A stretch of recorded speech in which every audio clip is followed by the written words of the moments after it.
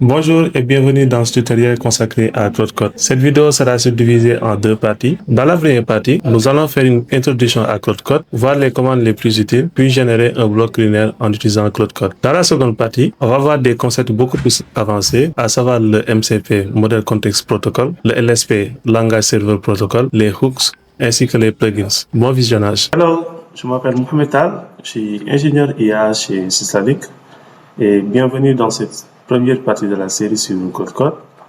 Alors aujourd'hui, on va poser les bases, on va voir l'installation, les commandes essentielles, mais aussi la configuration.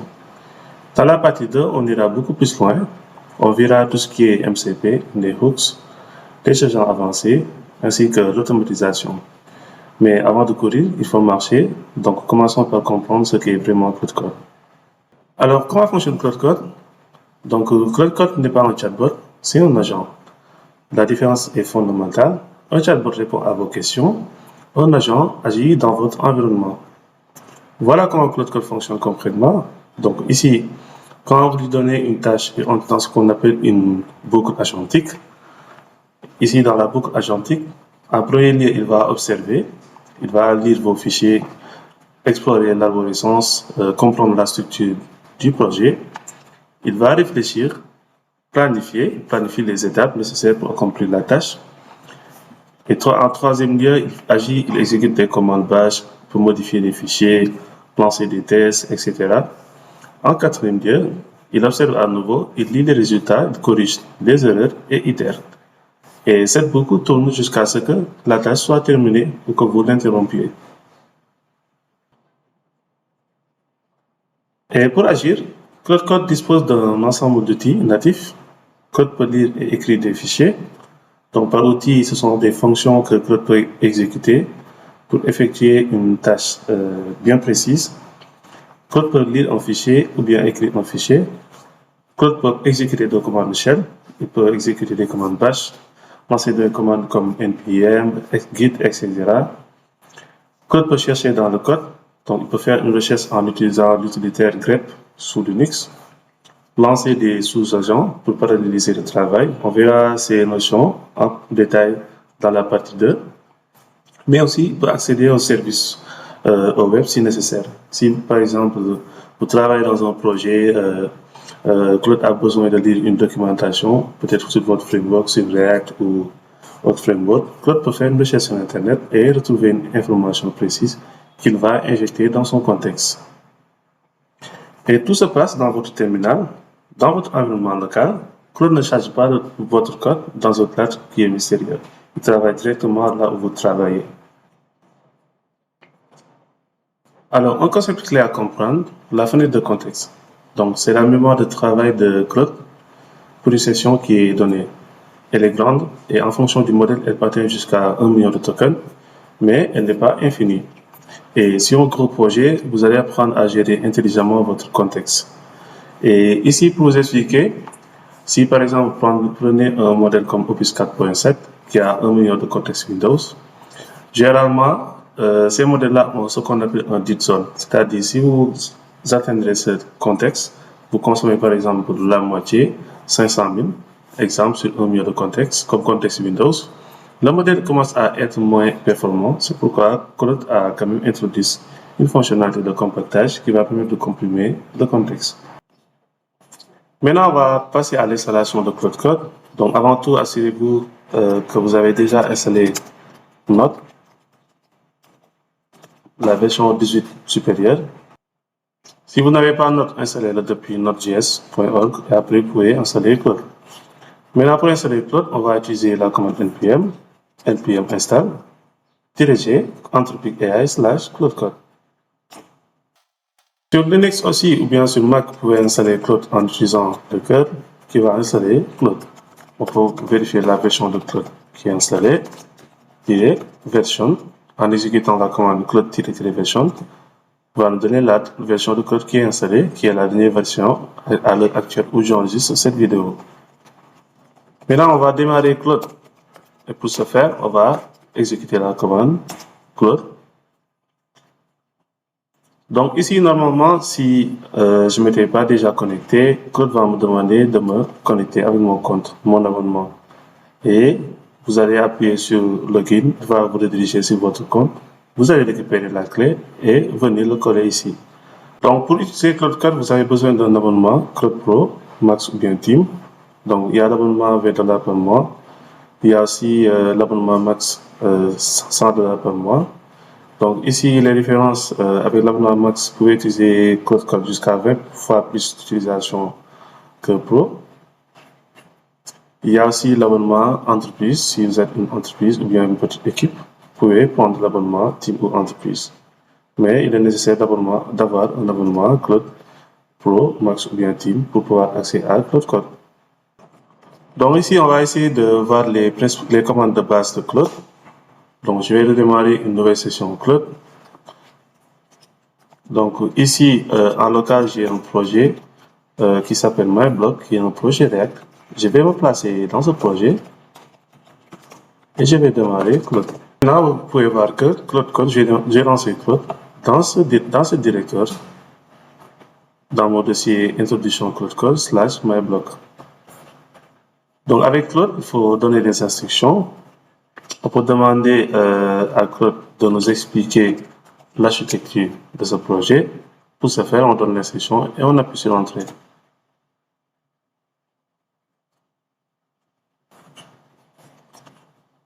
Donc ici, Claude va analyser notre code base, lire les fichiers, essayer de comprendre l'architecture. Vous voyez ici, en temps réel, il va exécuter un outil pour lire les fichiers main.jsx, app.jsx, etc., etc. Donc ici, vous pouvez voir le temps d'exécution et le nombre de codes consommés en temps réel. Et Claude nous répond, voici l'architecture de notre projet, un template démarrage React, VAT, etc., etc. Avec la description des fichiers, l'arborescence, l'architecture de notre projet. Alors, on va voir le mode print. Donc, parfois, vous voulez juste une réponse rapide, sans session interactive. C'est là que le mode print TLP entre en jeu. Claude exécute une seule requête et sort immédiatement. Alors, pour utiliser ce mode, on va utiliser Claude, le -p. Et ici, on peut lui donner des instructions. On peut lui donner comme instruction on va relancer le même prompt que tout à l'heure, de nous expliquer l'architecture de ce projet. Claude va exécuter notre instruction et nous donner le résultat final. Donc ici, vous voyez la réponse. Alors ça, c'est parfait pour les scripts, les automatisations ou bien les pipelines CI. Si vous avez un script qui fait appel à CloudCode, vous pouvez l'appeler d'une manière interactive en pensant le flag -p puis votre instruction. Alors avec Claude, vous pouvez même lui passer du contenu via un pip pour le print. On va faire le test. Ici, j'ai créé un fichier error.log.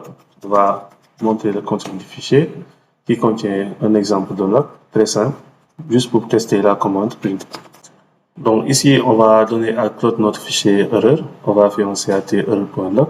Puis on va lui donner à Claude pour qu'il analyse le log et expliquer l'erreur principale. Donc Claude a pris la sortie de notre commande et a exécuté cette instruction. On peut aussi demander à Claude de lire un fichier directement. Donc ici, je suis toujours dans mon projet React. Donc ici, je fais res-src. Notre projet qui contient des fichiers. Donc je vais demander à Claude d'analyser par exemple mon app.cse par exemple. Donc pour ce faire, on va utiliser le mode print, claude.p, et je lui demande d'expliquer ce fichier. Explique ce fichier. Pour ce faire, on va faire comme ça. On donne le chemin du fichier app.cse.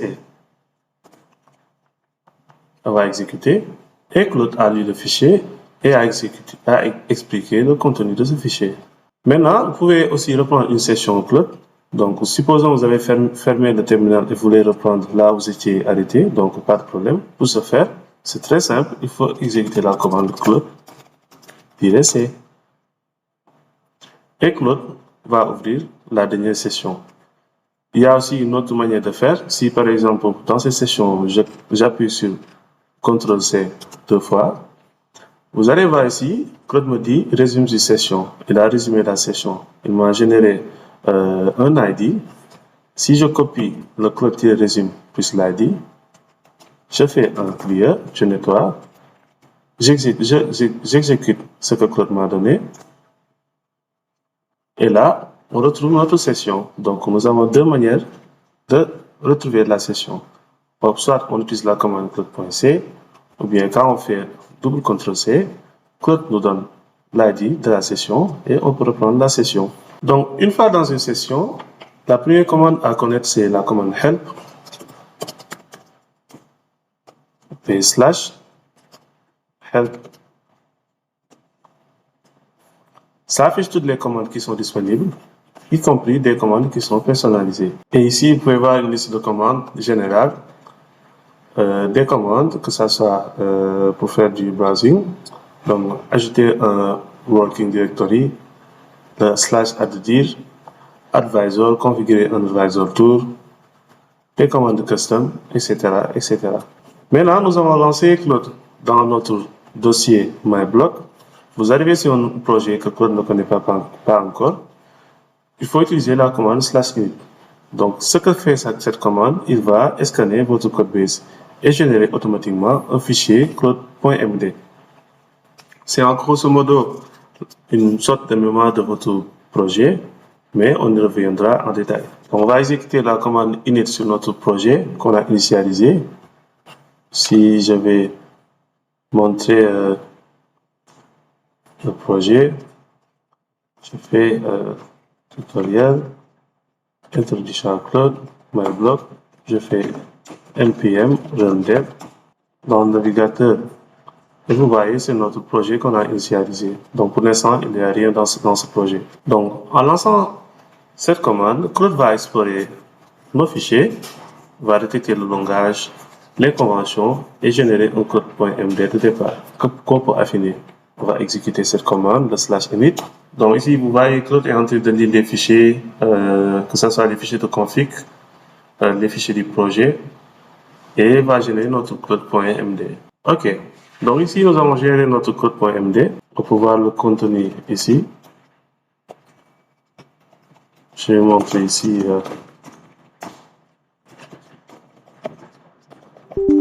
toujours dans MyBlock. Donc voici le fichier code.md, le contenu qui a été généré. Donc ce fichier-là, vous pouvez l'affiner, vous pouvez le modifier pour mettre vos spécifications du projet, etc., etc.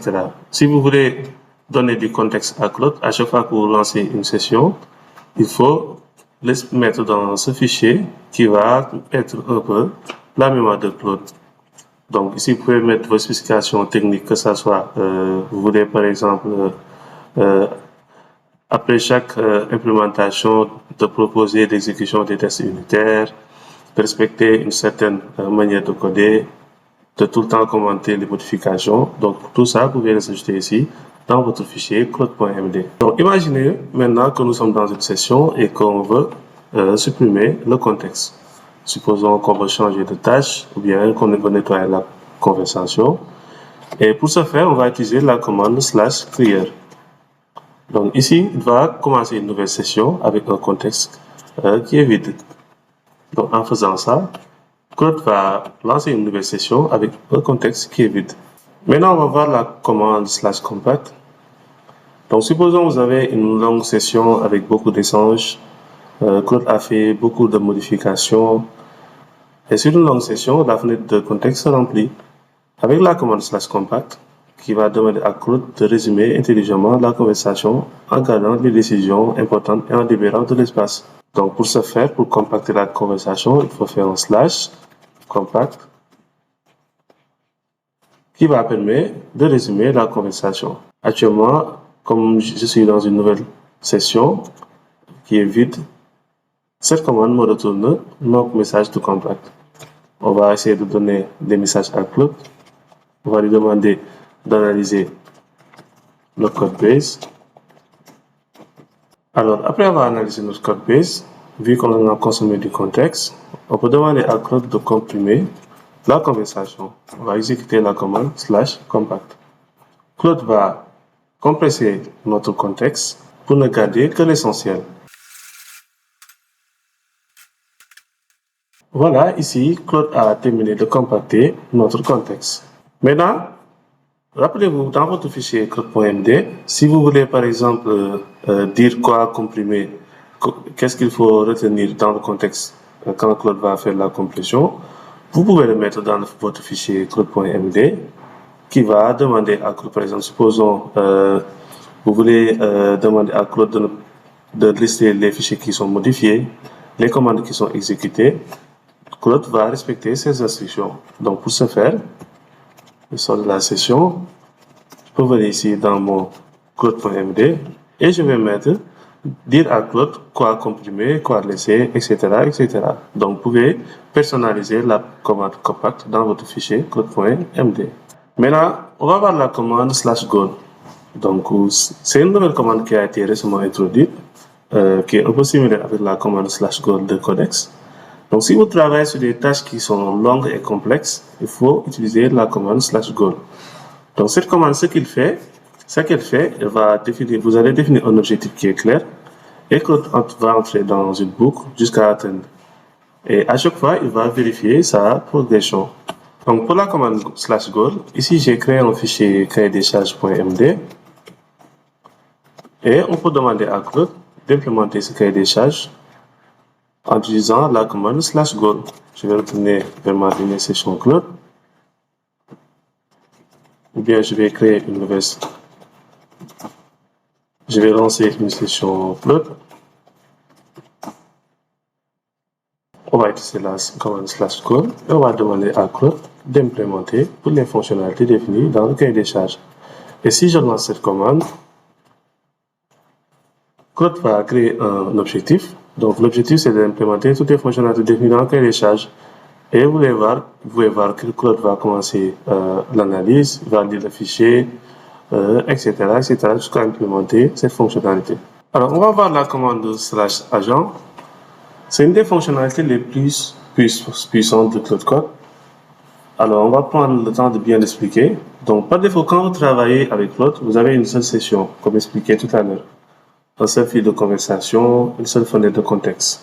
Si vous lui demandez d'explorer tout un projet pendant qu'il implémente une fonctionnalité, les deux choses peuvent se mélanger. Le contexte se remplit vite et la qualité de l'implémentation baisse. Les sous-agents permettent de résoudre ce problème. Un sous-agent, c'est une instance de Claude qui est indépendante, avec sa propre fenêtre de contexte, sa propre tâche, sa propre vie. L'agent principal lui délègue une mission, donc vous avez votre agent principal qui va créer d'autres sous-agents et continue son travail pendant ce temps. Et quand le sous-agent a terminé une tâche, ou bien l'objectif, il rapporte ses résultats à l'agent principal. Donc, exemple concret, vous voulez comprendre les performances d'une API qui est complexe, au lieu de demander à votre agent principal de tout analyser lui-même, ce qui prendrait du temps et polluerait votre contexte, vous pouvez lancer plusieurs sous-agents en parallèle. Comme commande que l'on peut lancer pour utiliser des sous-agents pour analyser les performances de l'API, un agent qui regarde, on peut définir plusieurs agents, pour demander à Claude de lancer un agent qui regarde les endpoints les plus lentes, un agent qui analyse les requêtes base de données, un agent qui vérifie la gestion du cache. Et chaque agent va implémenter les tâches puis apporter ses conclusions. Donc avec ça, Claude va spawner 3 contextes indépendants qui travaillent en parallèle. Pendant ce temps, votre session principale est libre et quand les 3 ont terminé, vous recevez un rapport consolidé. Maintenant, on va demander à Claude de lancer 3 agents pour implémenter notre bloc cleaner. Donc il va y avoir un agent front-end qui va gérer l'interface. Il va y avoir un agent back-end et un agent qui est DevOps pour les tests. Donc ici, on exécute notre prompt. Donc vous voyez ici, il n'y a pas de back-end, il n'y a pas de repo pour le back-end. J'ai initialisé que le projet React. Et ici, Claude va entrer en mode interactif pour me demander quel backend choisir. Je vais prendre par exemple, Node plus Express plus SQLite. On va prendre Monorepo. Pour le style, on va choisir Taiwan CSS, admin simple. Et si c'est bon, on pourra soumettre notre réponse.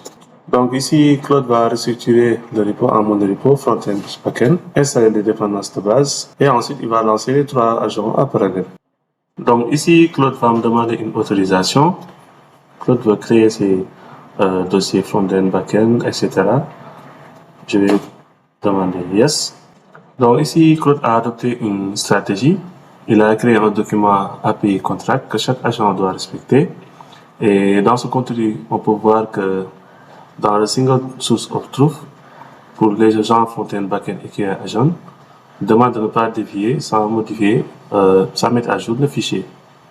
Il définit un peu le stack, les ports, les spécifications, de telle sorte que chaque agent va respecter ce cadre défini.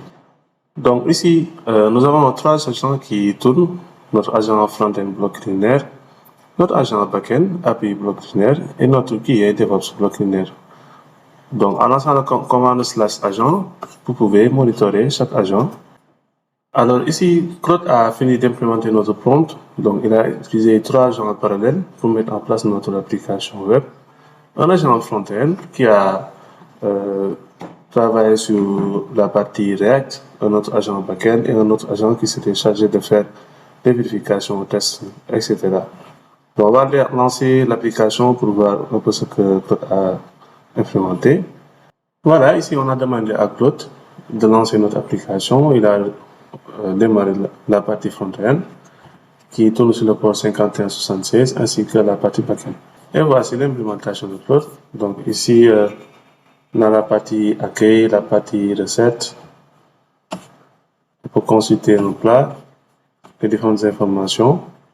Ici, nous avons la page connexion qu'il a implémentée. Donc, et le back-office, donc l'agent qui travaille sur la partie back-end, on peut éditer une recette, mettre à jour les informations, enregistrer, etc., etc. Donc, un autre cas d'usage très concret, la revue de code en parallèle. Un agent cherche les bugs de logique, un autre cherche les failles de sécurité, un troisième vérifie la cohérence avec les conventions du projet. Et vous avez 3 analyses en simultané. Les résultats qui sont consolidés en une fraction de temps. Les sous-agents, c'est l'escalier vers le mode vraiment autonome. On ira beaucoup plus loin dans la partie 2 avec des workflows d'agents coordonnés. Mais retenez déjà ce principe, déléguer l'exploration, garder le contexte principal propre. Alors, j'ai oublié de préciser sur Claude, vous pouvez voir la liste des modèles qui sont disponibles. Donc ici, par défaut, il y a le Sonnet 4.7 qui est sélectionné. Vous avez le modèle Sonnet aussi qui est bon pour des tasks intermédiaires. Ou si vous voulez un modèle qui est fast, vous pouvez utiliser le modèle Haiku. Maintenant, on va voir la commande /config. Donc, pour modifier vos paramètres, modèle par défaut, permission des outils, comportement global, vous pouvez utiliser la commande /config. Donc, pour ce faire, il faut taper la commande /config dans Claude et vous avez l'ensemble de vos commandes qui sont définies. Session recap, vous pouvez modifier true ou false, etc., etc. Avec Claude aussi, vous pouvez référencier des fichiers, c'est-à-dire si je travaille, je donne une tâche à Claude et je veux qu'il lit ou bien modifie un fichier spécifique, je peux référencier ce fichier. Avant, on va montrer l'arborescence de notre projet. Donc, vous pouvez, avec Claude, exécuter des commandes bash. Et pour ce faire, il faut mettre le point d'exclamation et donner votre commande -ls. Et vous pouvez voir les fichiers qui sont dans ce dossier en cours. Maintenant, je peux référencier un fichier à Claude. Supposons, je lui demande d'analyser dans la partie backend. Je demande d'analyser ce fichier.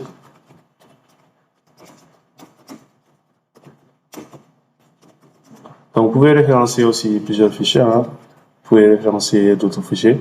Pour ce faire, il faut juste utiliser l'arrobase et mettre le chemin du fichier. Donc, j'appuie sur Entrée, Claude va lire le fichier, il va l'analyser, me donner la sortie. Donc là, par exemple, je peux comparer deux fichiers. Si j'ai plusieurs versions, je peux demander à Claude de comparer de fichier en utilisant la référence, le référencement. Ok, donc je le disais tout à l'heure, donc avec Claude, vous pouvez exécuter un shell depuis Claude. Donc la commande point d'exclamation, vous pouvez lancer des commandes comme npm test, vous pouvez lancer des commandes de git, log, online, etc. Initialiser git, init, faire un commit, git commit, etc. ou faire une recherche, find, grep, etc. Donc, si vous voulez exécuter du shell, il faut utiliser point d'exclamation et donner votre commande. On avait vu Claude.md. Donc, si vous avez un projet et que vous lancez votre commande /init, Claude va analyser votre projet, lire les fichiers, comprendre l'architecture et vous générer un Claude.md que vous pouvez modifier. Maintenant, Claude.md, c'est la mémoire persistante de votre projet. C'est un fichier Markdown que Claude lit automatiquement au début de chaque session, pour rappel, que ce soit en CLI ou bien en desktop. Donc, avec ça, plus besoin de réexpliquer. Donc, pour Claude.md, il y a une hiérarchisation. Donc, Claude charge le fichier Claude.md de façon hiérarchique. Donc, si vous voulez configurer un Claude.md qui va s'appliquer à tous vos projets, il faut créer un fichier en utilisant nano. Je fais /point Claude et je crée le fichier Claude.md. Ici, je peux donner le contenu de mon Claude.md pour qu'il s'applique à tous les projets. Donc, ça, c'est la première configuration qui va être globale et qui va s'appliquer sur l'ensemble des projets que vous lancez avec Claude. Ou si vous êtes dans un projet spécifique, donc je vais lancer la dernière session Claude. Donc, on avait vu avec la commande edit, on va créer un fichier Claude.md pour ce projet spécifiquement.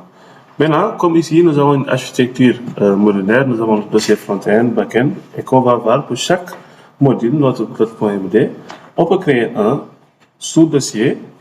Pour chaque sous-dossier, on peut créer un Claude.md qui va décrire un peu ce que ça fait dans ce contexte local. Par exemple, le Claude.md pour notre back-end va mettre toutes les spécifications de mon projet, les tâches, ce qu'il faut respecter, etc. Pour faire simple, on peut demander à Claude de nous créer ce fichier pour chaque module P. On peut le faire manuellement, mais on peut aussi demander à Claude de le faire pour nous, ce qui est beaucoup plus simple. Voilà, Claude a terminé de créer des différents fichiers. Pour chaque module, il a créé un Claude.md et il a mis à jour le Claude.md racine pour prendre en compte les différents sous-modules, vu que nous sommes dans un monorepo. Donc, en résumé, nous avons trois types de fichiers Claude.md. Nous avons un premier Claude.md que vous pouvez mettre dans là où Claude a été installé dans votre machine. Et si par exemple vous avez une certaine préférence sur une manière de coder, sur une manière d'orchestrer, Claude va le respecter à chaque fois qu'il va lancer un nouveau projet. Et ce Claude.md, ce fichier, va s'appliquer à tous les projets. Et pour le créer, on devait montrer qu'il faut créer un fichier Claude.md dans ce dossier racine de Claude. Vous pouvez mettre ici vos instructions. Il y a un deuxième Claude.md, donc qui concerne pas projet. Donc pour chaque projet, je peux lui créer un Claude.md qui va contenir des instructions liées à ce projet en particulier. Donc on m'a montré que pour ça, on va le mettre à la racine du projet, ce fichier qu'on a créé, Claude.md. Maintenant aussi, si par exemple Claude, en changeant le Claude.md dans le contexte initial, et que pour chaque module, il y a ses spécifications, ses contraintes, Claude, s'il travaille sur un module particulier, il va charger en même temps le Claude.md et prendre ces instructions en contexte. Le fichier global est parfait pour vos préférences personnelles. Le fichier projet, c'est là que vous mettez les conventions de l'équipe, par exemple. Et les fichiers de sous-dossier permettent des instructions ultra ciblées pour un module spécifique. Maintenant, si vous travaillez sur un large code base, il y a des best practices qu'il faut respecter. Donc, il y a le problème de la taille. Si nous avons un projet avec une très grande arborescence, avec beaucoup de modules, des centaines de fichiers, des milliers de lignes, vous ne pouvez pas tout mettre dans le contexte de Claude. Et voici des stratégies qui marchent vraiment. Donc, première stratégie, comme ce qu'on a fait, on peut créer un Claude.md par sous-dossier. Donc, on va créer des CRUD.md spécifiques aux modules critiques, comme ce qu'on a fait de back-end et de front-end, pour avoir des conventions qui sont très différentes. Et quand vous travaillez dans un sous-dossier, CRUD charge automatiquement le CRUD.md le plus proche, plus pertinent et moins de bruit. Donc, deuxième stratégie, orienter CRUD en faisant une référence. Ne demandez pas à CRUD d'explorer tout le projet, pointez directement vers des fichiers qui sont pertinents. Donc, on avait même montré pour faire un référencement, je vais commencer notre dernière session. Il fallait utiliser la commande arrobas et vous pouvez pointer un fichier spécifique à CRUD. Vous pouvez dire par exemple en regardant le fichier service paiement.ts et service modèle invoice.prisma, ajoute la gestion des remboursements partiels. Donc là, c'est une manière de faire si vous travaillez dans un code base qui est volumineux. Donc, stratégie 3, il faut tout le temps utiliser les sub-agents, les sous-agents pour l'exploration. Pour comprendre une pente inconnue du code base, il faut déléguer l'exploration à un sous-agent. De ce fait, votre contexte principal reste propre pour l'implémentation. Par exemple, vous donnez un prompt, utilisez des sous-agents pour investiguer comment fonctionne le système de cache dans notre SLC/infrastructure et revient avec un résumé. CRUD va initier un sous-agent qui va exécuter cette tâche spécifique et donner un résumé en sortie. De ce fait, CRUD va conserver son contexte principal. Donc, quatrième stratégie, utiliser un compact. Donc, sur une longue session avec beaucoup d'allers-retours, vous pouvez compacter régulièrement votre contexte. Ça garde le contexte pertinent et dans votre CRUD.md, préciser ce qui doit être préservé même après une compaction. Il y a une fonctionnalité de CRUD, de autocompact, qui, si détecte qu'on commence à consommer tout le contexte, qui va automatiquement compacter notre contexte. On peut mettre par exemple dans notre CRUD.md, donc ici on va modifier notre CRUD.md racine.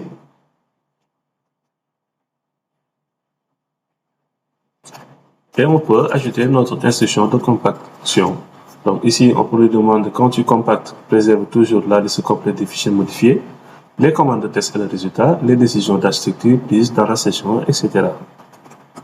Cinquième stratégie, il faut tout le temps utiliser le workflow Explore, planification, code, commit. Sur une grosse tâche, suivez ce workflow en 4 phases. C'est la méthode commandée par Anthropic eux-mêmes. Donc, première phase, exploration. Lire les fichiers. Vous pouvez donner comme instruction à CRUD de lire les fichiers liés à l'authentification, par exemple, et explique-moi comment le système fonctionne actuellement. Deuxièmement, planifier. Avant de coder quoi que ce soit, propose-moi un plan détaillé pour ajouter l'authentification 2FA. Lisez le plan corrigé, ce qui ne va pas de code avant votre accord. Phase 3, coder. Donc, le plan me convient. Maintenant, implémente étape par étape, après chaque étape. Attends la validation avant de continuer. Phase 4, la phase committer. Donc, les tests passent, créer un commit kit avec un message clair qui décrit ce qui a été implémenté. Donc, avec l'autre, quand vous codez, il faut tout le temps essayer de respecter ce workflow. Donc, premièrement, l'exploration, CRUD va explorer des fichiers, faire une synthèse. Deuxièmement, il va lui demander de faire une planification, créer un to-do.md ou bien créer une implémentation.md où tu vas lister l'ensemble des étapes que tu vas suivre pour implémenter cette fonctionnalité. Coder, demande à CRUD d'exécuter la tâche et de vérifier. Et si l'implémentation est OK, demandez à CRUD de faire un commit. Voilà ce qu'on a couvert dans cette première partie. On a vu comment CRUD Code fonctionne réellement, la boucle agentique, les outils, la fenêtre de contexte. On a installé et lancé CRUD en moins de 2 minutes. On a maîtrisé les commandes du quotidien, que ce soit la commande init, la commande clear, la commande compact, la commande goal ou bien la commande agent. Et on a mis en place un CRUD.md, c'est-à-dire la mémoire de votre projet, pour que CRUD comprenne votre code base dès la première seconde. Et sur un grand projet, l'équation est simple. Dès CRUD.md par module, le référencement pour cibler, arrobas pour donner le path d'un fichier, des sous-agents pour explorer, et le workflow explorer, planifier, coder, committer. Dans la partie 2, passe au niveau supérieur. On verra les MCP qui permettent à CRUD de se connecter à n'importe quel outil externe. On verra aussi les hooks pour automatiser des actions en réponse aux événements de CRUD. On verra aussi les workflows multi-agents coordonnés et bien d'autres choses. Le lien vers la documentation est dans la description. À la prochaine. Merci beaucoup.